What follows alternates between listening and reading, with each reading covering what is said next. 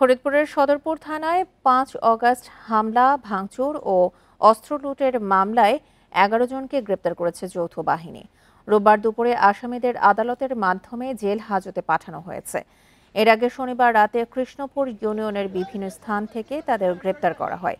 Police জানিয়েছে, ৫ August সরকার পতনের পর দুর্বৃত্তরা সদরপুর থানায় হামলা, ভাঙচুর, অস্ত্র ও মালামাল লুটপাট এবং অগ্নিসংযোগ করে।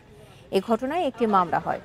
তদন্ত সাপেক্ষে ঘটনায় জড়িত ১১ জনকে গ্রেপ্তার করা হয়। এ সময় কিছু অস্ত্র উদ্ধার হলেও বাকি অস্ত্র ও মালামাল উদ্ধারে অভিযান অব্যাহত থাকবে বলে জানিয়েছে পুলিশ।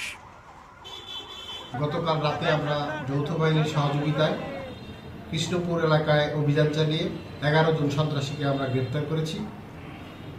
আমাদের ধারণা তাদেরকে রিমান্ডে এনে জিজ্ঞাসাবাদ করলে আমাদের হালাল লুণ্ঠনের অস্ত্রগুলো আমরা বের করতে পারব।